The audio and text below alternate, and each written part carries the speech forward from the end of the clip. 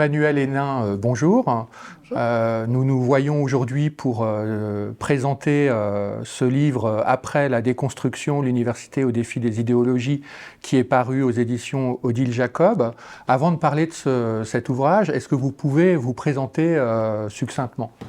Oui, je suis professeure à la Sorbonne depuis 6 ans, j'enseigne la littérature comparée et mon domaine de spécialité, c'est la théorie de l'art, la théorie artistique en Europe du XVIe au XVIIIe siècle.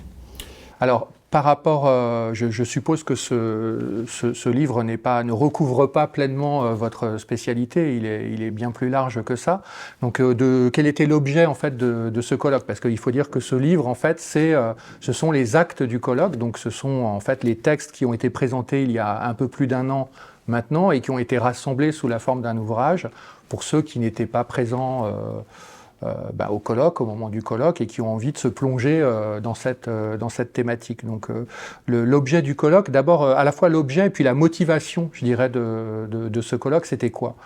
Oui, alors en effet, ce colloque n'a rien à voir avec mon propre champ de spécialité, mais j'ai profité en revanche du fait que j'étais à la Sorbonne, qui est un lieu symbolique, iconique de l'université française, pour organiser avec l'Observatoire du décolonialisme, qui a été fondé en janvier 2021, pour alerter sur le fait que la déconstruction est aujourd'hui devenue folle.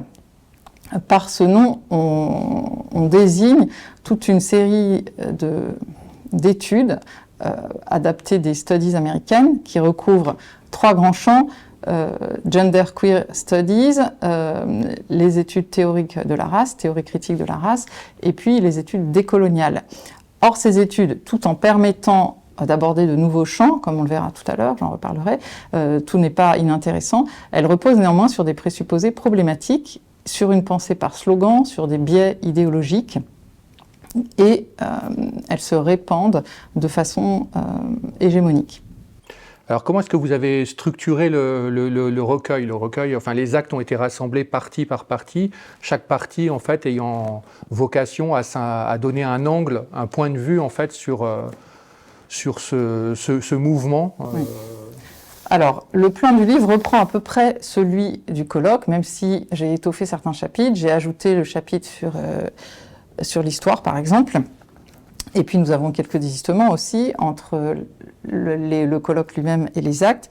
Mais globalement, il y a 4 parties. La première se penche sur la généalogie de la déconstruction, ce qui va de la déconstruction à ce qu'on appelle aujourd'hui le wokisme. Pour comprendre un peu d'où vient ce mouvement, l'histoire de ce mouvement. La deuxième, finalement, cartographie tous ces champs, tous ces nouveaux champs des études que j'ai cité tout à l'heure, donc avec notamment le genre, la race, etc. Et puis ça s'arrête aussi sur la cancel culture. La troisième partie, enjeux et défis de la reconstruction, envisage plutôt les manières, les outils, disons les outils pour essayer de résister à cette vague, et puis aussi bien épistémologique, institutionnelle, éducatif. Et enfin, la dernière partie est constituée d'approches disciplinaires, afin de voir ce qui est propre à chaque discipline, les sciences dures, l'histoire, art et humanité et musique. Voilà. D'accord, donc c'est ce qui explique en fait que justement les intervenants sont de toute discipline en réalité. Voilà, nous avons 60 intervenants qui sont en immense majorité des universitaires, et des universitaires très reconnus, célèbres, chevronnés, à quoi nous avons ajouté quelques grands témoins, journalistes comme Claire Cos par exemple, ou encore le dessinateur Xavier Gors, mais globalement ce sont des intellectuels qui témoignent. Alors, quand le colloque a eu lieu, on a entendu colloque fasciste, colloque de la honte. Pourquoi est-ce que ce colloque, parmi les centaines d'autres qui se tiennent chaque année en France, a-t-il subi apparemment de telles manifestations, un tel déploiement en fait d'agressivité ? Oui, en effet, il y a eu des articles pour dénoncer le colloque avant même qu'il ait lieu, un appel à manifester sur la place de la Sorbonne le jour même. Les étudiants de l'UNEF étaient particulièrement remontés et ils ont tenu une banderole non à l'islamophobie pendant toute la durée du colloque, sachant qu'il y avait en effet une table ronde sur l'islam, mais aucun propos islamophobe, pas plus qu'homophobe ou sexiste ou raciste ou colonial, n'a été évidemment tenu lors de ce colloque. mais le fait de ne pas avoir assisté, de le dénoncer par avance, permettait de nous discréditer en nous réduisant à un ramassis de personnalités douteuses d'extrême droite, en gros. Et évidemment, on observe aujourd'hui que le livre ne fait l'objet d'aucune recension dans les médias mainstream, parce que c'est beaucoup plus difficile de contester ou de nous caricaturer, alors que c'est écrit noir sur blanc et qu'on ne peut pas trouver une seule phrase, comme je dis, qui fasse l'objet de leurs accusations dans ce livre. Alors, en outre, il y avait... Alors donc, les raisons pour lesquelles ça a été censuré, c'est d'abord que nous nous attaquons à une idéologie qui est hégémonique. Et dès qu'on s'attaque à cette idéologie, par exemple qu'on conteste l'emploi du terme islamophobie, bien sûr, on est islamophobe. À chaque fois qu'on conteste les genders, on est donc coupable de sexisme et autres. Et donc, simplement, on attente à l'idéologie dominante et on touche aux pontes de la déconstruction. Toucher un cheveu de Derrida ou de Foucault, j'y reviendrai tout à l'heure, c'est un crime de lèse-majesté. Donc le paradoxe, c'est que ces idéologues, ces militants imposent de tout déconstruire, sauf les déconstructeurs. Eux, il ne faut surtout pas y toucher.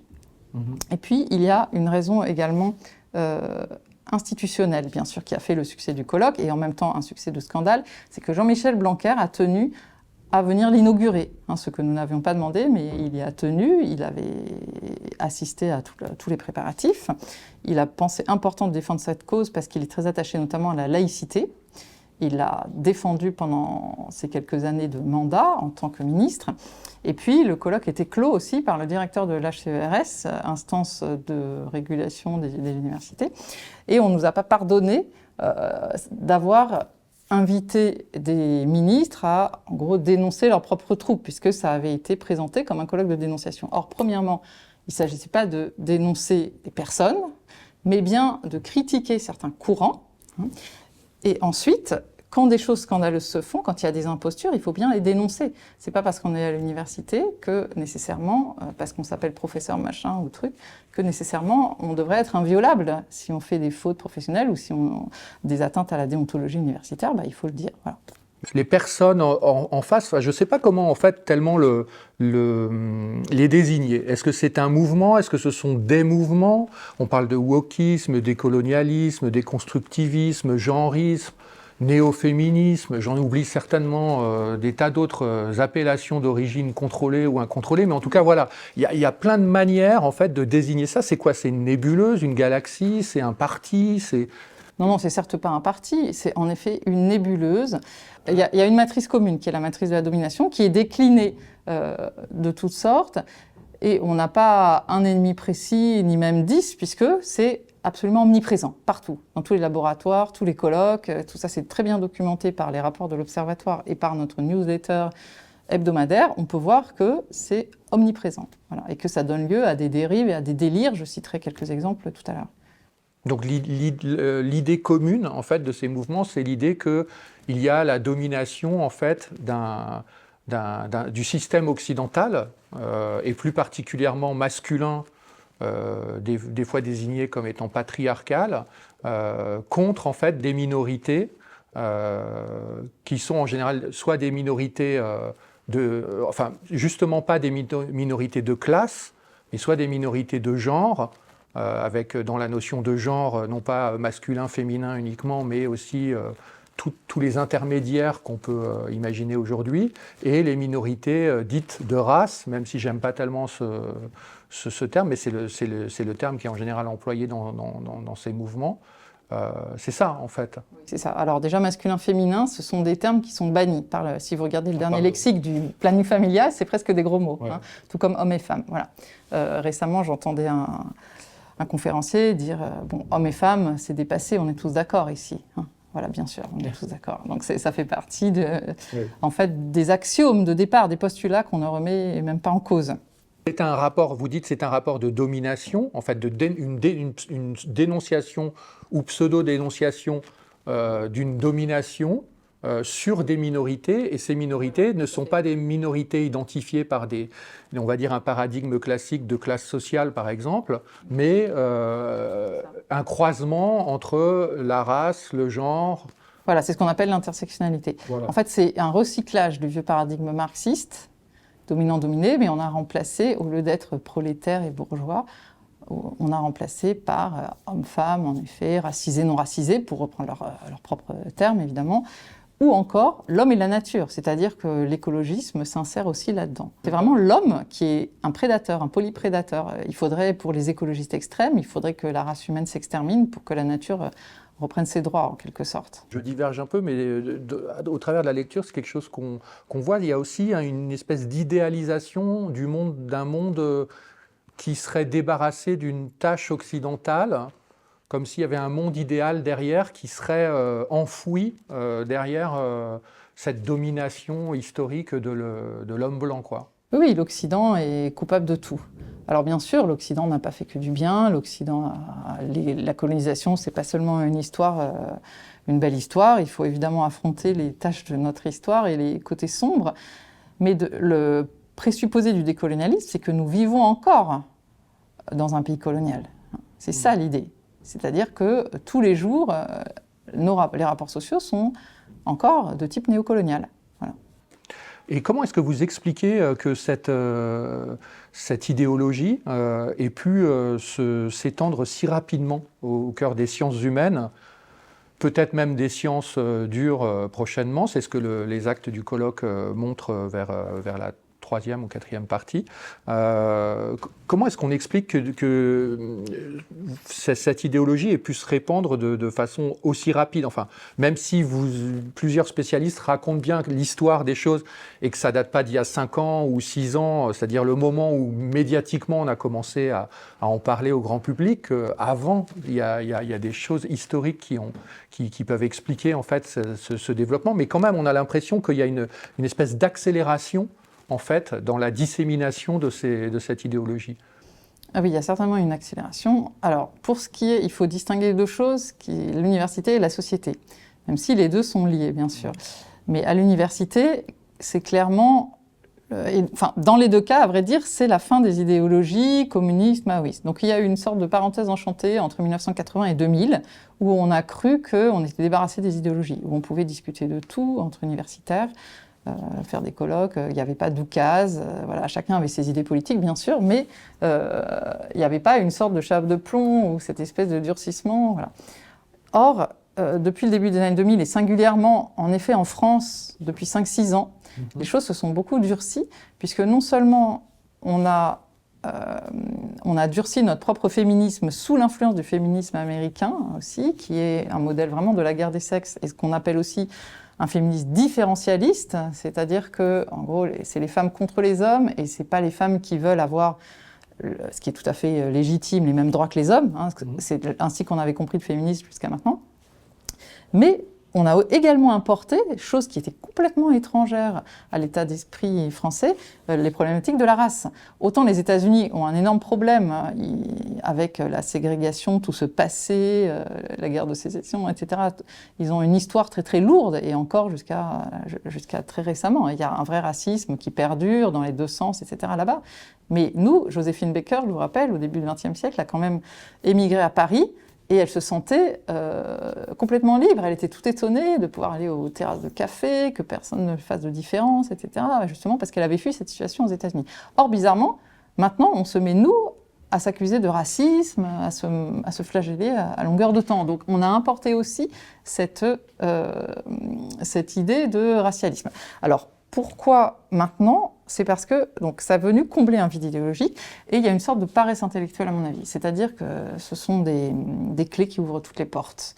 C'est un schéma de pensée extrêmement simple, de même que à l'époque du marxisme, on voyait partout aussi la science bourgeoise, la science prolétaire, cette espèce d'opposition schématique qui bien sûr renvoyait aussi à une réalité, mais il y avait quand même une simplification outrancière. Il y avait un schéma de pensée. Et là, ça donne un nouveau schéma de pensée qu'on peut transposer un peu partout.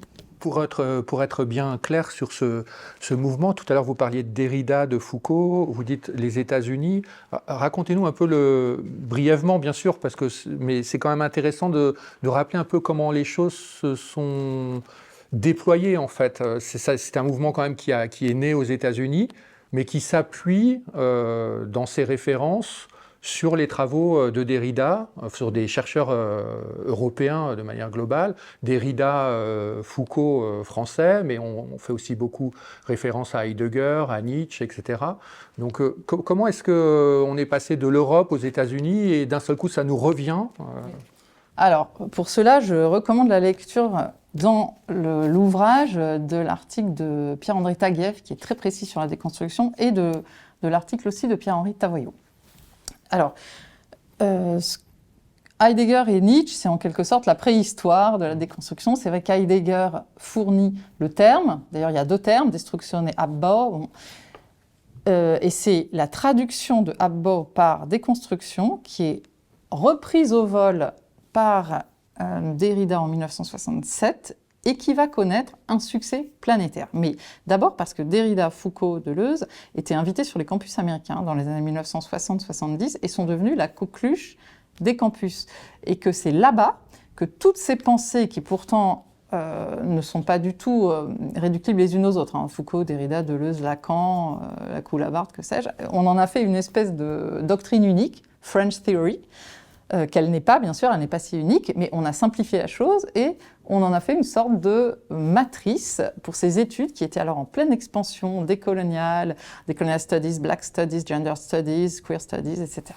Et ensuite, au début des années 2000, ça nous est revenu en boomerang en Europe. Voilà. Sous cette forme très doctrinaire, très simpliste. C'est pas quelque chose qui arrive, qui naît il y a 5 ans, quoi. Donc ça démarre dans les années 65, 70, et ça met 50 ans quasiment à prendre sa forme actuelle, quoi. Le mot genre ne désignait pas ce qu'il désigne aujourd'hui il y a 20 ans. Oui.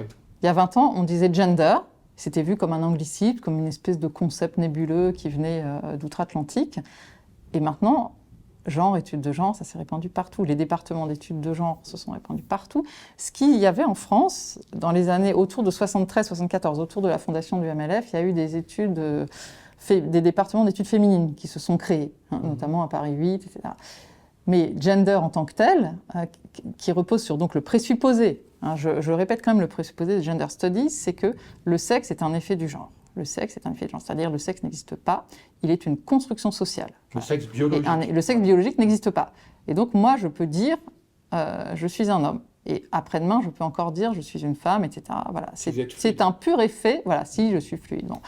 Et puis, c'est un pur effet de discours. Qu'est-ce qui fait que...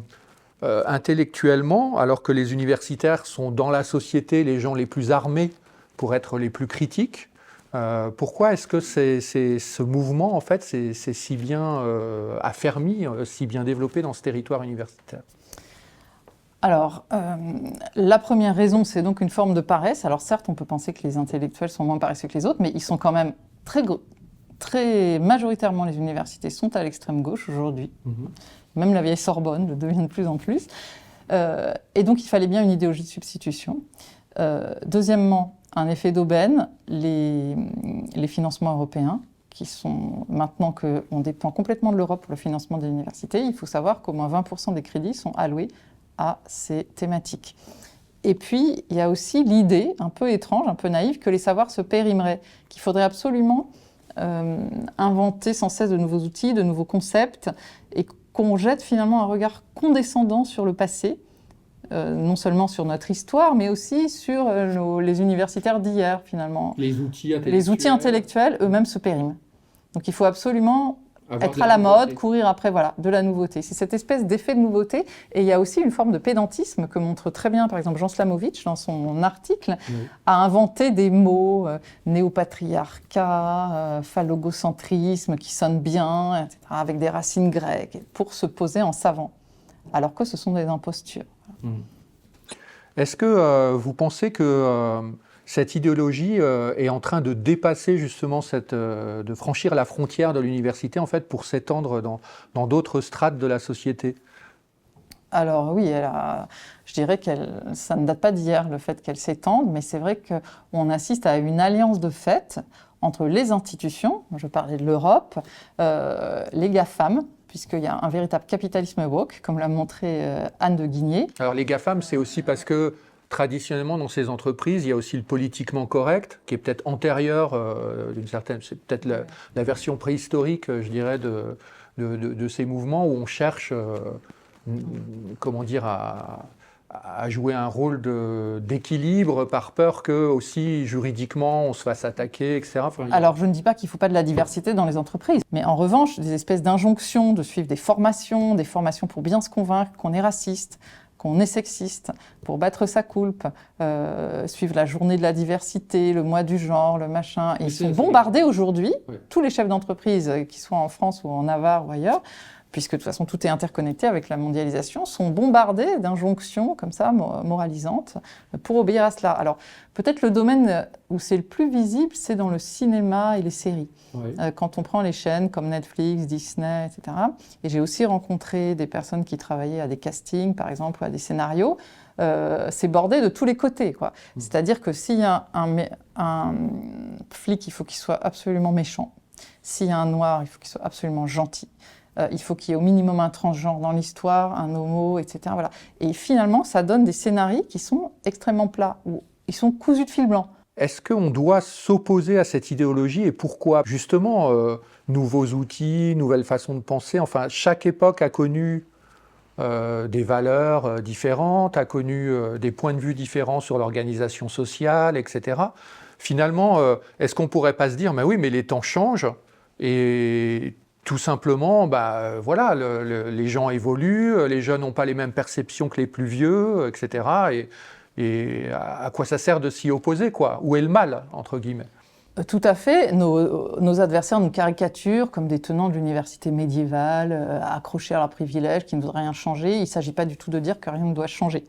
Simplement, on doit s'opposer à deux niveaux.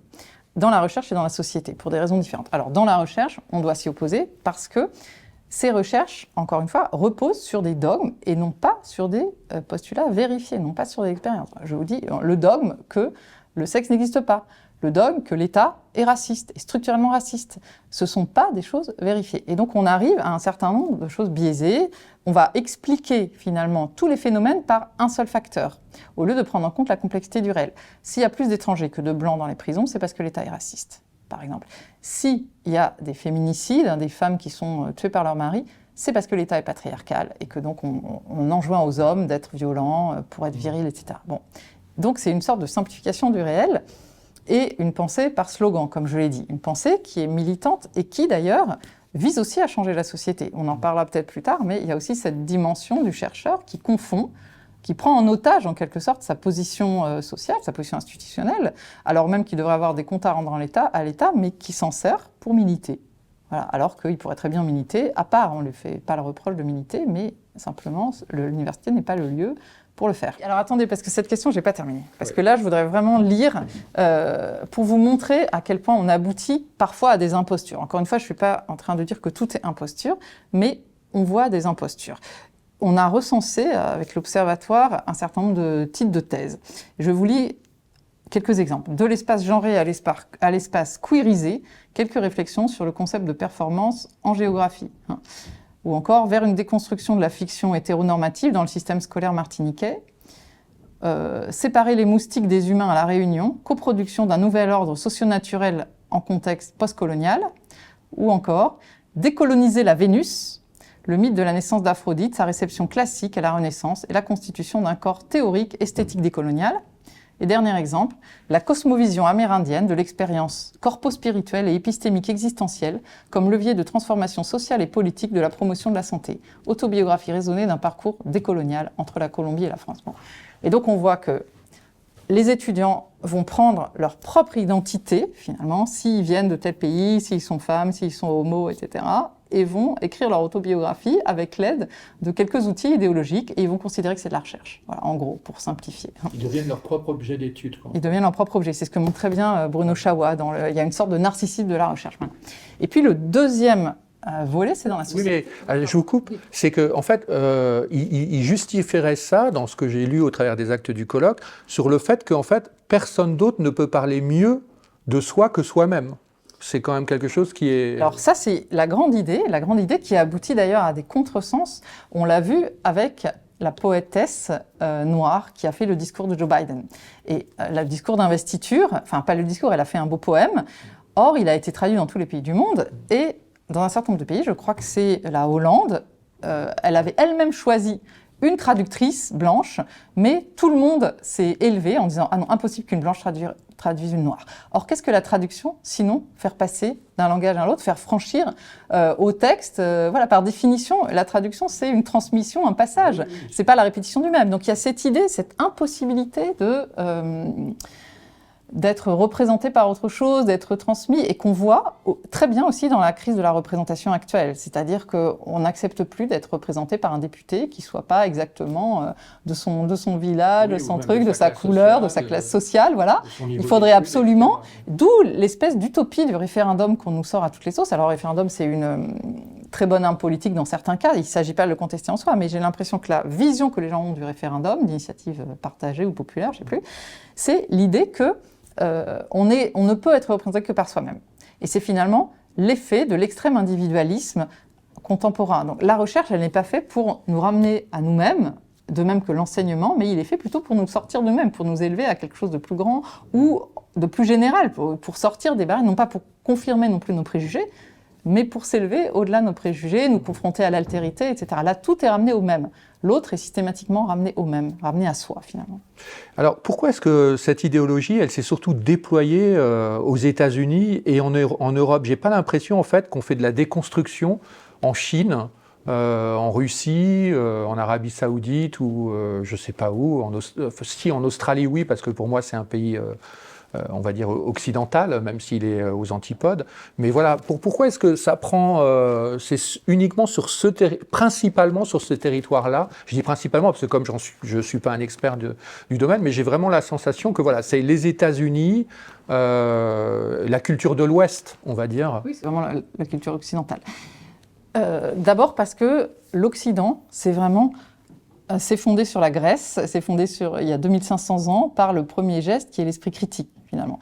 Et on peut voir cette déconstruction, alors on n'est pas revenu sur tout le parcours du concept finalement, mais on peut quand même voir cette déconstruction comme l'ultime geste de l'esprit critique qui se retourne contre lui-même et au lieu de critiquer des concepts, c'est-à-dire qui est le premier geste de la pensée, de mettre à distance, d'interroger les choses, eh bien c'est devenu une arme de destruction massive contre l'Occident. C'est-à-dire une arme de repentance aussi. Il y a aussi l'histoire coloniale, le traumatisme des 2 guerres mondiales, qui fait que l'Occident ne cesse de battre sa coulpe. Et Pierre Vermeyren montre très bien comment la guerre d'Algérie a été vraiment fondatrice dans cette histoire de déconstruction, puisque les plus grands philosophes, justement, ils sont passés, Derrida, Foucault, y ont vécu, etc. Il y a cette idée d'autoflagellation, de culpabilité occidentale. Hein, cette culpabilité. Et c'est pas un hasard, d'ailleurs, si l'Allemagne est vraiment leader en Europe et dans ses idéologies. Parce que l'Allemagne ne s'est jamais remise de son passé nazi et c'est comme une façon de, sans arrêt, battre sa coupe, demander pardon, etc. Sauf que la meilleure manière, ce serait plutôt de puiser dans les richesses de notre philosophie, de notre civilisation, de quoi justement réparer les erreurs du passé, plutôt que de faire table rase de toute cette civilisation. Et bien sûr que la Chine ou les pays arabes ou la Russie, qui n'ont pas cette culture démocratique, en profitent pour accabler encore plus l'Occident. Et pour prendre un exemple le plus évident, c'est l'exemple du frérisme islamiste, puisque Florence Bergeau-Blaclair a publié à peu près en même temps que nous également chez Odile Jacob un livre sur l'entrisme du frérisme islamique. Et elle montre très bien que dans les universités, ils ont profité de cette culpabilité occidentale pour imposer partout le concept d'islamophobie et imposer une islamisation de la pensée. Essayer de prendre le pouvoir partout pour imposer leur vue et dire que vraiment, on était tous des islamophobes, tous des méchants colonialistes, etc. Et donc, finalement, stratégiquement et politiquement, c'est dangereux puisque, en effet, nos ennemis en profitent. L'Occident se détruisant lui-même, étant pris d'une espèce de folie suicidaire, et bien sûr que nos ennemis en profitent, ils auraient tort de se priver. Dans l'article de Luc Ferry, on voit justement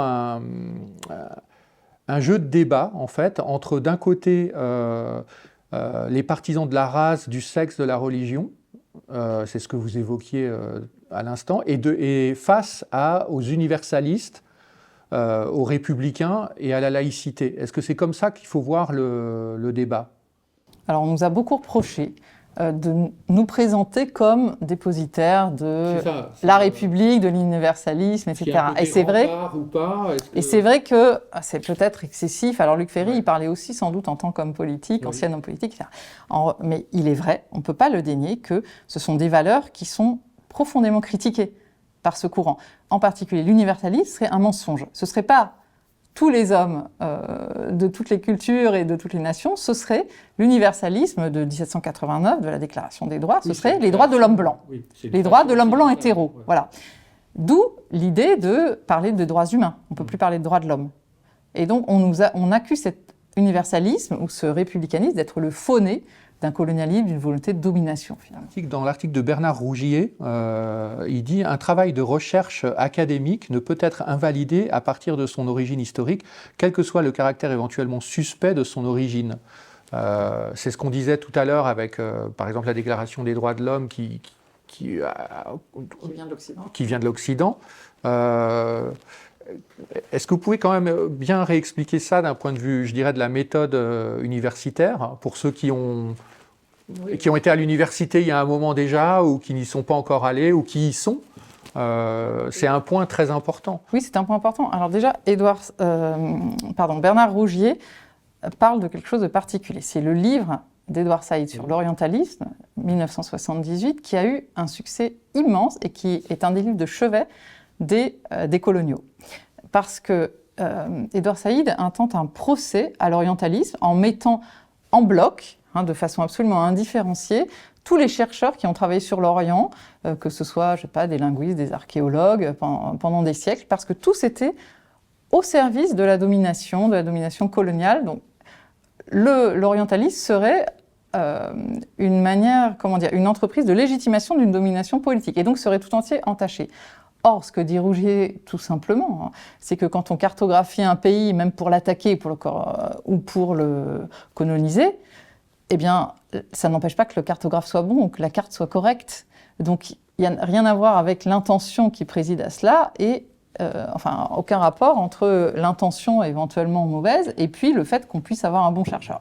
En outre, bien sûr, il met en avant le fait que tous ces gens qui ont étudié l'Orient, en l'occurrence, étaient loin d'être animés d'intentions hostiles ou d'intentions de conquête. C'était des curieux, tout simplement. Et ça fait d'ailleurs allusion à un autre article qui est très révélateur à cet égard, c'est l'article d'Alexandre Gady sur la statue de Champollion.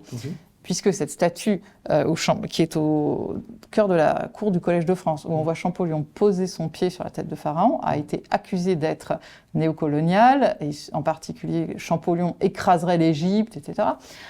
Or, et notamment elle a été accusée par une professeure du Collège de France, ce qui est un peu grave. Or, en faisant un petit peu l'enquête, comme l'a fait Alexandre Gady, il montre très bien que cette statue a été commandée par Méhémet Ali lui-même pour l'exposition universelle de 1867, qui rendait au contraire hommage à l'Égypte, et donc hommage à Champollion, qui n'est pas du tout montré en train d'écraser quoi que ce soit, mais plutôt en train de méditer avec la figure du penseur, en faisant un peu penser au penseur de Rodin, pas du tout une allure triomphante, et que cette tête de pharaon, c'est simplement un fragment de chapiteau qui symbolise l'Égypte. C'est pour faire comprendre aussitôt qui est représenté. Et qu'au contraire, Champollion a donné toute sa vie à l'Égypte, loin de vouloir opprimer l'Égypte. Alors qu'ensuite, Napoléon ait pu utiliser cela avec des idées d'expansionnisme en Égypte, c'est complètement différent. Enfin, ça n'empêche pas la bonne volonté de Champollion et ça n'empêche pas que, sans les chercheurs occidentaux, beaucoup de pays, d'autres continents, n'auraient jamais eu de musée, auraient dilapidé complètement leur héritage archéologique, etc. Oui, c'est ça, c'est que tout est mis dans le même sac, le militaire, le politique, le Napoléon, les scientifiques de l'époque, tout ça, en fait, il y a un signe égal, en fait. Entre... Voilà, et puis c'est aussi le fait que c'est quand même l'Occident qui a inventé l'histoire de l'art, qui a inventé l'archéologie, qui a inventé la philosophie, qui a inventé l'histoire, et que, encore une fois, des tas de peuples n'en avaient même pas l'idée. Alors bien sûr, c'est pas le cas en Chine, il y avait d'autres civilisations, la Chine, l'Inde, mais notamment en Afrique, il y avait quand même pas beaucoup de tout cela. Et donc tous les sites archéologiques d'Afrique du Nord, Palmyre et les autres, ils ont été vraiment découverts, fouillés par Oui, et en plus avec des méthodologies qui transcendent toute idéologie. En fait. Alors voilà, donc en soi, par exemple, c'est très bien d'aller travailler sur le Parthénon. En revanche, décider comme Lord Elgin l'a fait d'embarquer les marbres au British Museum, ça c'est tout à fait contestable. On n'est pas du tout obligé d'acquiescer à ça.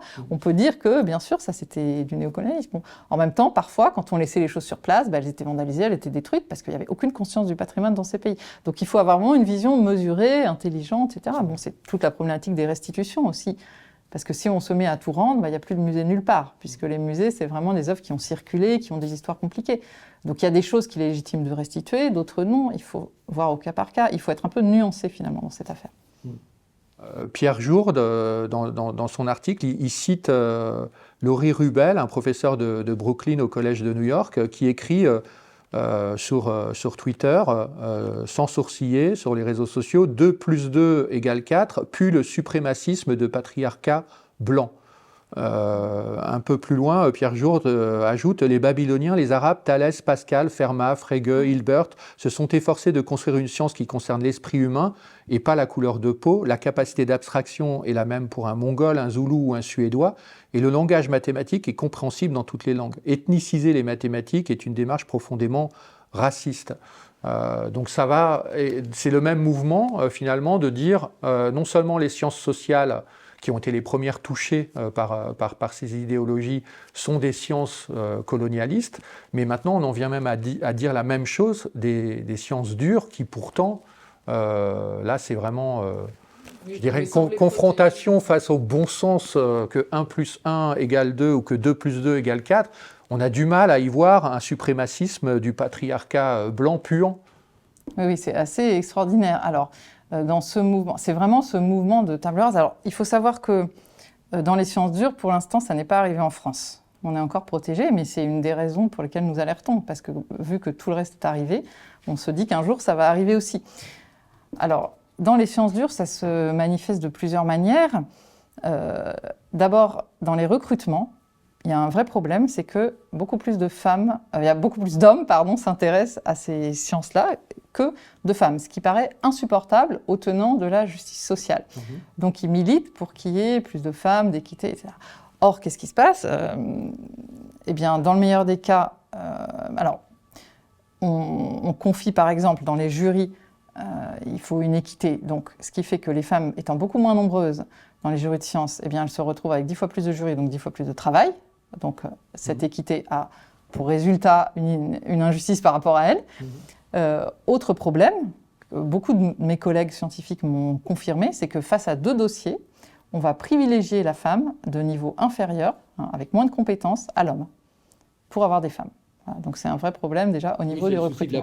C'est le souci de la parité. Voilà. C'est le souci de la pousser de façon systématique. Voilà.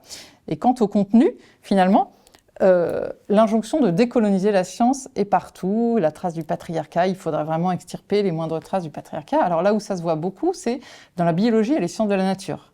Marcel Kuntz en parle, puisque ce mouvement, c'est vraiment l'extrême pointe d'un mouvement d'émancipation, et d'émancipation aussi par rapport à la nature. C'est un mouvement finalement hyper constructiviste. Tout doit dépendre de la volonté. Donc en biologie, eh bien, il y a quand même du donné, que ce soit dans le corps humain, dans les animaux, enfin que sais-je, ou dans les sciences naturelles. Ce qui fait que les sciences naturelles sont très atteintes, la biologie aussi. On ne peut plus parler de Darwin, les séminaires sur Darwin sont interdits, parce que ça ne va pas dans ce sens de cet hyper-constructivisme. Joseph Ciccolini, qui est médecin hospitalier et chercheur, cite même pas mal d'exemples de la pénétration de la théorie critique de la race dans les sujets de médecine. Alors ça donne les choses suivantes. Racisme et santé en pathologie rénale, parce que les racisés auraient des reins différents des autres probablement. Intersectionnalité et analyse de traumatisme en bioarchéologie, ou 3 leçons d'équité du genre dans le domaine de la conservation de la biodiversité, expérience d'allaitement de mères afro-américaines à travers la théorie critique de la race. Il faut vraiment que cette théorie se présente comme une grille de lecture du monde. Et aujourd'hui encore, le patron du CNRS, qui est un scientifique, Antoine Petit, a dit cette phrase « La race est la nouvelle grille de lecture du monde ». Il y a aussi quelque chose qui serait intéressant d'évoquer, c'est la place du politique et aussi de l'État. Il y a Anne-Marie Le Pourrier, notamment dans son article, elle évoque une espèce de consensus, une espèce de pas de vague, en fait, qui finalement conviendrait à l'administration et à l'organisation technocratique finalement de la société. L'État, à sa façon, facilite le développement de ces études et de cette idéologie. Il est clair que l'État est en contradiction avec ses missions, puisque justement les juristes du colloque nous ont rappelé le devoir d'objectivité, notamment qui était inscrit aussi bien dans le Code de l'éducation ou de la recherche en France que dans les codes européens, etc. Or, il y a clairement des biais qui font obstacle à cette objectivité, ou en tout cas à cette recherche d'objectivité. Alors, il y a plusieurs raisons. D'abord, le pas de vague, on l'observe beaucoup dans le secondaire. Ça a été d'ailleurs dit aussi souvent, c'est-à-dire que plus de 50% des enseignants s'autocensurent. Disent qu'ils s'autocensurent quand il s'agit d'évoquer l'histoire de la Shoah, par exemple, ou des questions qui fâchent, l'islam comme religion, etc. Ou quand il s'agit, pour des proviseurs, de dire à une élève de pas porter, ou à un élève de ne pas porter des habits traditionnels, religieux, etc. Bon. Donc, il y a clairement une autocensure, et c'est vrai que la tragique histoire de Samuel Paty nous rappelle que la menace n'est pas virtuelle, n'est pas légère. Bon. Ensuite, il y a l'argument irréfutable sur lequel reposent ces études et que l'État redoute, c'est que si vous les critiquez, vous êtes raciste, vous êtes homophobe, vous êtes transphobe. Si vous remettez en question la propagande transactiviste qui se déploie partout sur le territoire, dans les collèges, à la CAF, etc., vous êtes transphobe et on va vous faire un procès. Et donc l'État a très peur, il a l'impression qu'il est tenu en étau dans cette espèce de morale et qu'il risque un procès ou il risque de passer pour méchant, etc. Donc c'est une sorte de chantage finalement, de chantage de victimaire. Chantage victimaire. Donc dès que vous n'obtempérez pas, hop, vous êtes complice de l'oppression. Mais alors on a quand même réussi à obtenir de petites victoires, notamment sur le site de la CAF, justement, l'État avait mis, enfin la CAF avait mis, qui est un organisme de l'État, caisse d'allocation familiale, toute une page d'information sur les opérations de réassignation de genre, en disant que c'était la panacée, c'était parfait, mais en ne mettant aucune réserve sur ces opérations, sur leurs conséquences, et en ne citant aucun psychologue, aucun médecin, aucun avis autorisé. Et donc nous avons signé une pétition avec l'Observatoire de la Petite Sirène qui alerte sur ces sujets, avec d'autres associations, et ça a été revu. Maintenant, sur la même page, il y a aussi une alerte sur le risque que représentent ces opérations. Donc on peut quand même aussi attaquer l'État, puisque le problème, je prends l'exemple des trans, c'est que les proviseurs sont notamment tétanisés à l'idée de refuser qu'un enfant se fasse appeler par un nom un jour et par un autre nom un autre jour. Ils ont peur d'un procès. Mais s'ils voyaient un peu plus loin que le bout de leur nez, ils verraient que c'est encore plus grave si l'enfant décide de se lancer, que sais-je, dans des opérations, etc., et qu'ensuite, il a un procès dans 20 ans, parce que cet enfant, il s'aperçoit que c'était pas ce qu'il voulait. Or, c'est ce qui se passe de plus en plus. En fait, on est face à un scandale sanitaire potentiel de grande ampleur, tel qu'il s'est déjà déroulé en Grande-Bretagne, où il y a plus de 1000 familles qui attaquent la clinique Tavistock de Londres. Et donc, c'est quand même un peu un calcul à courte vue de dire « oh là là, j'ai peur de le vexer en lui disant que non, il ne va pas changer de sexe », alors qu'on sait très bien que c'est participer à une espèce d'imposture qui risque de nous revenir en boomerang dans quelques années. En tout cas, ce que vous dites, c'est que finalement, si on utilise les mêmes outils de réclamation ou de contestation que ces mouvements, on peut aussi obtenir gain de cause. C'est vraiment ça. En fait, on a deux populations. Ça rejoint toutes les études de Christophe Guillouis ou d'autres, ou encore Pierre Vermeyren, en gros, sur la population des métropoles qui est mondialisée, hyper branchée et qui vit dans cette espèce d'univers qui va à 400 à l'heure, et avec toutes les nouvelles modes, les idéologies, etc. qui circulent. Et puis ensuite, on a les gens qui sont juste les pieds dans le réel et les pieds souvent dans la boue et dans leurs problèmes, et qui ont pour leur plus grand problème, c'est pas de changer de genre, c'est de bouffer jusqu'à la fin du mois. Et donc ces gens-là, ils sont pas du tout sur la même longueur d'onde, simplement ils sont inaudibles dans les médias. Ouais. Les médias, ça se fait dans les villes, ça se fait dans les métropoles. Et donc, clairement, si on arrive à sensibiliser aussi un peu ces personnes-là qui sont plus loin du pouvoir et plus loin des métropoles, on peut peut-être obtenir gain de cause. Et finalement, avoir une démocratie un peu plus équilibrée. On est face à une idéologie qui est déconstructiviste, comme elle s'auto-nomme, mais j'ai pas l'impression qu'il y ait des propositions. Qu'est-ce qu'on transmet finalement aux générations futures?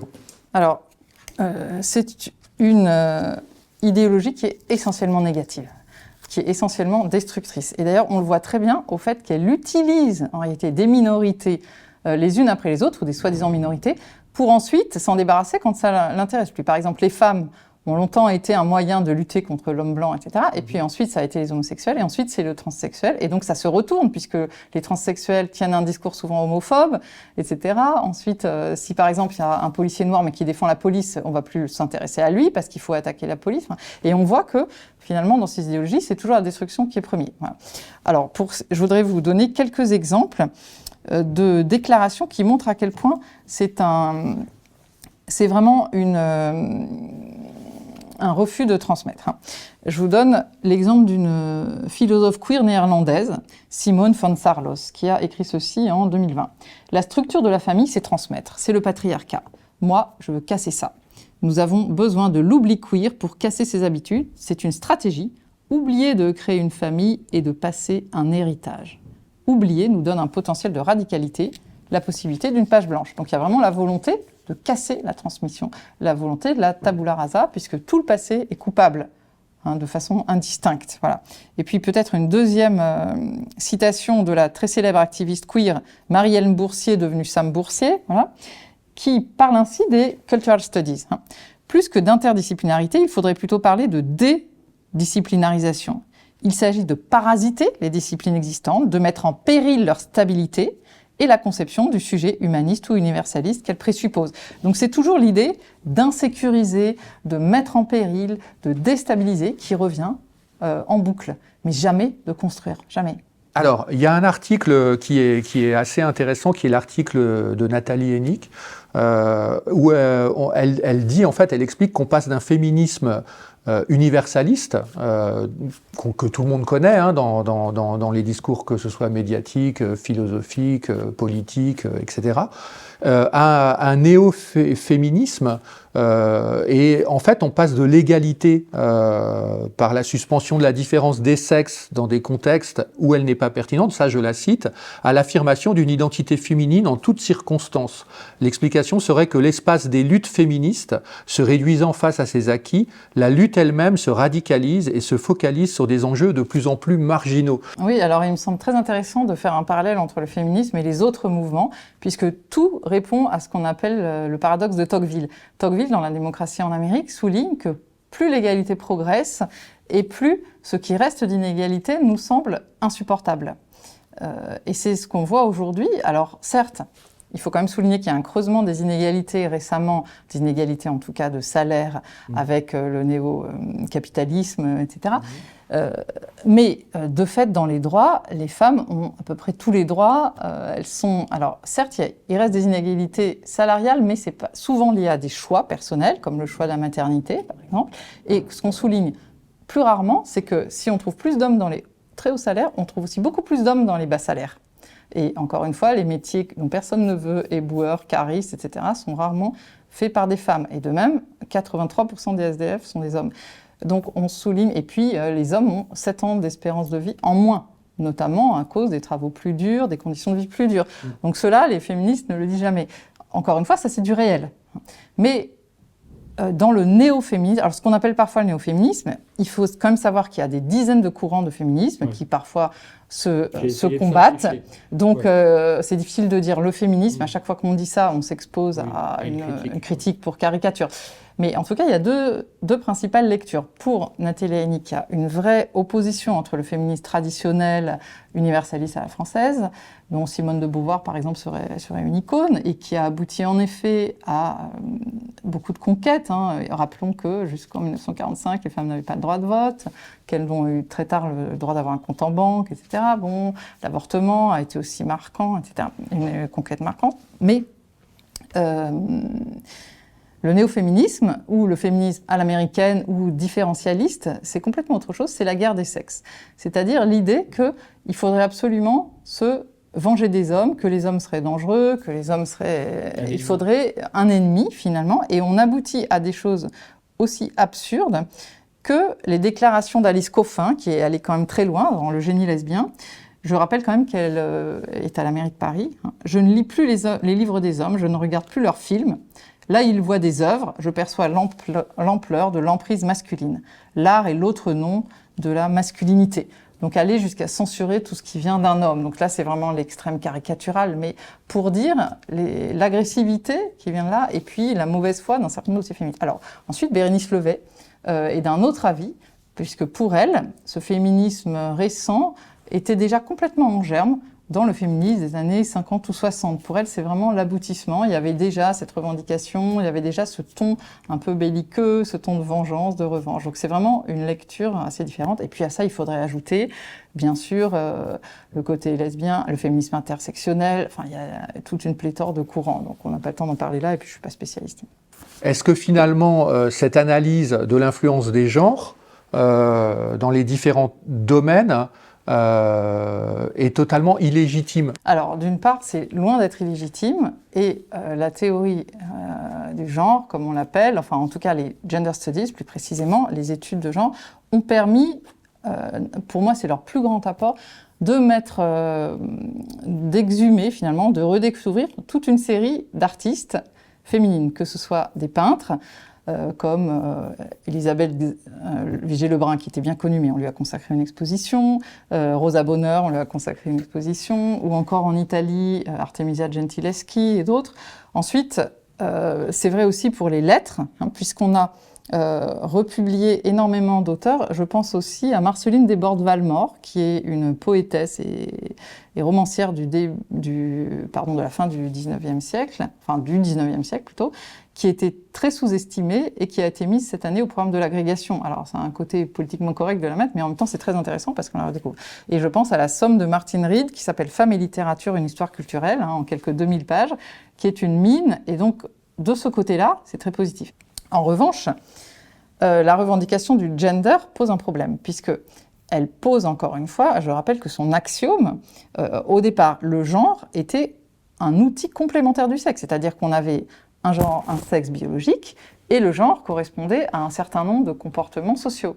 Mais maintenant que le sexe est devenu tabou, le sexe est un effet du genre, comme ils le disent en ces termes, eh bien tout est brouillé, et finalement c'est un outil idéologique pour nous dire que le discours peut tout. Et la grande théorie de Judith Butler, qui est la papesse des gender studies, c'est de dire que là, c'est la performativité, alors qui est mise à toutes les sauces. Et ça vient d'une mauvaise compréhension, alors soit qu'elle soit idiote, soit qu'elle soit vraiment cynique, de la performativité de John Austin, le linguiste.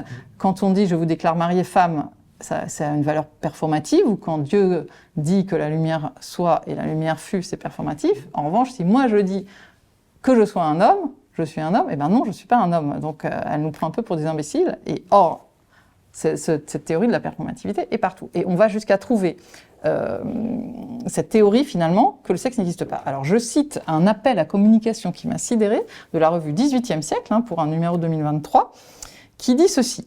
Le 18e siècle voit un changement de paradigme initié notamment par les médecins, radicalisant la tradition des traités des maladies des femmes, qui naturalise et donc essentialise la différence des sexes, en assignant les êtres humains à deux classes genrées. Ce différentialisme, consacré par le Code civil de 1804, s'accompagne d'un double mouvement d'assignation et d'institutionnalisation, qui constitue, etc., la signature problématique des Lumières sur la scène du genre. Autrement dit, le sexe est assigné, ou plutôt le genre, parce que le sexe n'existe pas. Voilà. Et donc c'est cette espèce d'imposture qui est quand même la trame de fond. Donc encore une fois, il faut bien différencier ce qui est légitime dans les études de genre, enfin ce qui est légitime. Pour moi, à mon sens, on aurait pu s'en tenir aux Women's Studies, puisque c'était leur ancien nom, oui. Et finalement, c'est très bien. Mais gender, ça pose déjà le problème, qu'est-ce qu'il y a derrière ce mot gender? Bon. Et l'autre problème, c'est que le gender conduit à poser un regard anachronique sur les littératures du passé, sur les phénomènes du passé. Par exemple, on confond la querelle des femmes, qui est tout un débat, il y a toute une série de traités entre le Moyen-Âge et le XVIIIe siècle sur la vertu comparée des deux sexes, et c'est très intéressant ce débat. Eh bien, on va le lire avec les lunettes du féminisme du XXe siècle ou du XXIe siècle. Bon, ce que Claude Habib trouve complètement absurde. Puis pour citer un exemple que j'ai vécu récemment en cours, en enseignant sur le songe d'une nuit d'été, il se trouve que dans cette pièce, au 5e acte, les deux des femmes, qui s'appellent Hermia et Helena, ne réapparaissent pas. Et j'ai trouvé plusieurs critiques anglo-saxonnes, c'est une idée répandue dans la critique anglo-saxonne, de dire, bah voilà, on les a invisibilisées, on les montre pas, c'est pour bien montrer le triomphe du patriarcat dans la pièce. Mais pas de chance, il y a une 3e femme, Hippolyta, dans la scène, qui a un rôle très important. Et donc c'est évident, étant donné que c'est une scène de Tutti, où il faut beaucoup d'acteurs, que c'est un problème de nombre d'acteurs si elles ne réapparaissent pas. Donc finalement, on va prendre cette idée, on veut absolument prouver que Shakespeare fait l'apologie du patriarcat, et du coup, on va essayer d'utiliser quelque chose qui est une contrainte du théâtre, qui n'a rien à voir avec le patriarcat. Et voilà, donc ça, c'est cette idée d'anachronisme, ou de plaquer à tout prix une grille de lecture. Et puis ne parlons pas du délire de certaines linguistes qui trouvent que qui osent écrire que si le « e » est accentué, correspond au son « et », on dote d'un accent, tant il est vrai que l'homme se caractérise par un petit quelque chose en plus qui monte quand il est dur. Voilà la raison de l'accent aigu. Donc on peut trouver n'importe quel délire, en gros, justifié par le fait que c'est la bonne cause, c'est la cause du gender, etc. Donc encore une fois, il faut être vraiment vigilant sur ces questions. Ça permet d'un côté de découvrir des corpus très intéressants, et c'est vrai qu'on découvre à quel point il y avait beaucoup d'écrivaines, beaucoup de peintres, femmes, etc. dans les siècles passés, et puis cette espèce de lunette idéologique qui déforme tout. Comment est-ce que les auteurs, finalement, du passé, que ce soit du XVIIe, ou du XVIe ou d'autres époques, regarderaient ces mouvements? Alors je pense que si Molière revenait aujourd'hui, il composerait une comédie qui s'appellerait « L'hypocondre déconstruit ». Il montrerait un jeune homme à la mode, un jeune citadin, qui aurait tout pour lui, des brillantes études, riche, etc. Simplement, il serait totalement déprimé par ce qu'il lirait, les actualités, la crise climatique, etc. Et donc, il appellerait une doctoresse à son chevet, et il décrirait tous ces mots. Et à chaque fois qu'il annoncerait un mal, elle dirait « c'est l'hétéropatriarcat, vous dis-je, c'est l'hétéropatriarcat ». Voilà, pour reprendre la scène du poumon. Voilà, l'hétéropatriarcat, c'est le poumon de notre société. Et je pense que ça les ferait rire, parce qu'ils étaient quand même acquis à une certaine rationalité, tout simplement. Il y a vraiment une rupture avec 2500 ans d'histoire qui était quand même fondée sur la rationalité grecque. Là, et on voit une rupture, donc on vit une époque formidable, comme disent certains, on vit une époque où la rationalité est elle-même suspecte. Et ça, je pense que les auteurs du passé ne s'en seraient pas remis. Alors c'est drôle ce que vous dites, parce que moi je pense aussi à Molière et à Diafoirus. C'est vrai que ce que dépeint très bien Molière, et c'est tout son génie, c'est cette imposture du pédant, finalement. Le pédant qui est à l'origine un personnage de la comédie italienne, de la Commedia dell'arte, et qui vient avec son pseudo-savoir, ses mots qui en général parlent une sorte de jargon de sabir qui emprunte un peu de latin, d'espagnol, de provençal, d'ancien français, de que sais-je, pour être bien incompréhensible et en imposer au peuple. Et finalement, c'est ce que font aujourd'hui certains de ces idéologues qui ont un discours, je vous ai lu des titres de thèse complètement incompréhensibles en effet, et il y a vraiment une fascination de l'ésotérisme. Et d'ailleurs, je voudrais vous citer il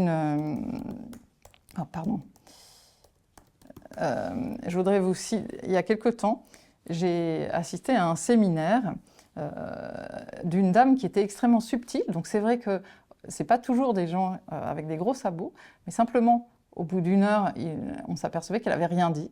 Elle avait coupé les cheveux en 4 pendant 1 heure, et en particulier, elle s'extasiait sur certaines phrases de Derrida qui paraissaient comme la pierre philosophale et qui étaient juste des phrases totalement ésotériques. J'en cite une, « La clause du genre déclasse ce qu'elle permet de classer ». Or, cette phrase, elle est intéressante, « La clause du genre déclasse ce qu'elle permet de classer ». Donc elle l'a citée comme ça avec une espèce de volupté. Et cette phrase est intéressante puisqu'elle montre que dans le mouvement de la déconstruction, l'idée c'est que à la fois on dit et on ne dit pas. C'est que d'une main, on retire ce qu'on fait de l'autre, que tout est problématique, il n'y a pas une affirmation qui ne soit en même temps une négation. Donc on classe et on déclasse. Bon, la clause du genre, on ne sait pas ce que ça veut dire, peu importe, mais c'est très admirable.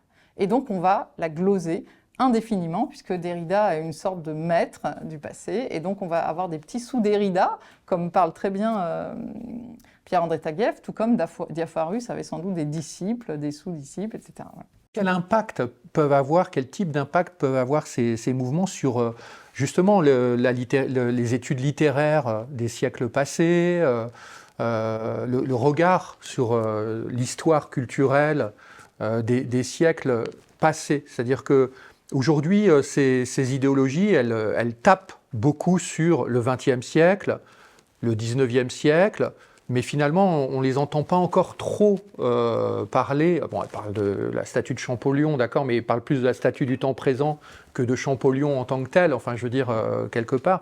Est-ce qu'on a une idée de ce que ça peut engendrer, en fait, comme conséquence sur l'étude et la connaissance des siècles passés? Oui, alors la première conséquence, malheureusement, c'est une désaffection massive pour ces siècles, justement. Une part croissante des étudiants veulent à tout prix étudier le XXe et XXIe siècle. Même le XXe, ça leur paraît trop ancien, parce qu'il y a une espèce de facilité, et puis, encore une fois, cette coïncidence de soi à soi. Quand je veux travailler sur moi-même, je travaille sur ce que j'ai. Et donc, il y a un manque de curiosité pour les siècles anciens, ce qui se traduit très concrètement par le fait qu'il n'y a plus de postes. Que les postes de littérature, par exemple, il n'y en a presque plus. Alors ne parlons pas du Moyen-Âge. Vous voyez, les disciplines sont sinistrées les unes après les autres. D'abord les lettres classiques, latin et grec, puis Moyen-Âge, ancien français, qui est en mauvaise posture, puis 16e, 17e, et maintenant, il y a par exemple cette année 0 poste en 17e en France. Voilà. Et donc ça gagne. Le premier risque, c'est que tout ça ne coule complètement, ne disparaisse. Et puis le deuxième risque, c'est une forme d'anachronisme dont j'ai déjà parlé tout à l'heure. Par exemple, il y a des médiévistes qui pourraient être un peu, pour sauver leur discipline, en se disant « il faut quand même que je fasse parler de moi », eh bien, présentent Jeanne d'Arc comme une sainte trans, par exemple. Ils vont dire, bon, si on présente Jeanne d'Arc comme une trans, on a une petite chance de se faire entendre. Autrement dit, on ramène l'autre au même, on ramène l'autre à soi. Et puis, on parle quand même un petit peu, on essaye de piocher dans le passé des choses qui vont alimenter notre propre idéologie. Donc, au prix d'une distorsion de regard. Par exemple, on va nous parler de Rabelais parce qu'il parle des hermaphrodites à un moment. Même chose pour Montaigne qui parle des cannibales et des sauvages avec un regard positif. Donc, on va dire, vous voyez, ils étaient déjà queer. Vous voyez, chez Rabelais, le corps est queer. Le problème, c'est que le corps de Rabelais, c'est un corps carnavalesque, c'est pas un corps queer. Et donc, il répond pas du tout aux interrogations qu'on a aujourd'hui sur le corps queer, mais il répond à une vision du monde où le corps est en continuité avec le cosmos, tel comme Bakhtin l'a montré. Et donc, d'un côté, c'est positif si ces textes du XVIe siècle peuvent encore parler, après tout, pourquoi pas, mais il faut quand même signaler, une chose est de trouver drôle qu'ils parlent déjà des queers, etc., mais une autre chose est d'enseigner que, en fait, ils étaient convaincus du bienfait de la fluidité de genre. Et vous voyez que là, on bascule tout de suite dans le contresens, dans une sorte de lecture plaquée. Et puis, encore une fois, c'est un manque de curiosité, puisqu'il ne s'agit jamais de s'arracher à soi-même, mais toujours de ramener les choses à soi, toujours. Voilà le principal danger, à mes yeux. Par rapport à cet ouvrage, est-ce que vous recommandez, parce qu'il est quand même, il fait plus de 500 pages, donc c'est pas forcément évident de pénétrer dedans. Est-ce qu'on le lit in extenso? Si on a le temps, oui, mais si on n'a pas le temps et qu'on a quand même envie de piocher les articles un peu clés des actes, vous recommanderiez quoi? Alors d'abord, je voudrais signaler la très grande variété d'articles, non seulement parce que les chercheurs sont de tous horizons et qui ne sont d'ailleurs pas d'accord entre eux, loin d'être une espèce de bloc idéologique, c'est vraiment, il y a une grande variété qui s'exprime. Et puis aussi dans le type des articles, il y a des articles très denses, des articles de fond, il y a des articles plus légers qui peuvent être des témoignages, ou encore telle note de lecture, tel billet d'humeur, il y a même une note un peu humoristique de Samuel Fitoussi. Et donc c'est un peu à chacun, grâce à la table des matières, d'aller voir ce qui lui plaît. En revanche, si quelqu'un vraiment veut se faire une idée du fond de la question, je pourrais recommander 5 articles de fond qui font partie des plus denses finalement. C'est d'abord l'article de Pierre-André Taguieff sur la déconstruction, qui donne vraiment tous les clés pour comprendre ce mouvement, le mettre en perspective philosophique, etc. Bon. Deuxièmement, pour l'histoire, je recommande l'article de Christophe de Vogt, 10 courtes thèses sur l'histoire, puisque l'enjeu du rapport au passé, à l'héritage, avec la cancel culture, etc., le négationnisme historique, finalement, est capital. Le troisième enjeu qui me paraît très important, c'est la langue, puisque la langue façonne les représentations. Et donc, soit l'article de Jean Slamovitch, soit celui de Jana Grinspoon montrent très bien comment à force de répandre des mots-clés comme ça, comme assignation à la naissance, et ben voilà, on finit par modeler les mentalités, que oui, c'est vrai, finalement, à la naissance, on nous a assigné homme ou femme. Bon, voilà. Et puis, pour ce qui est des disciplines, alors là, chacun prend ce qu'il veut, mais c'est vrai que Sergio Klainerman, qui est un mathématicien éminent de Princeton, montre très bien comment les sciences sont désormais attaquées par ces idéologies. Et puis, pour ce qui est des arts, j'aime bien celui d'Alexandre Gady, et pour la littérature, celui d'Hubert Ekman, sur un sonnet de Ronsard, qui a été accusé par les agrégatifs de promouvoir une culture du viol. Il montre à quel point cette lecture appauvrit les textes, appauvrit la polysémie de la littérature, sa subtilité, et finalement tue l'art. Donc, en conclusion, je dirais qu'il faudrait délaisser un peu ces études critiques pour sauver l'esprit critique, le vrai esprit critique. Voilà, celui qui prend de la distance par rapport aux choses, qui ne se départ pas de son jugement. Et voilà. Merci beaucoup. Merci beaucoup. Au revoir.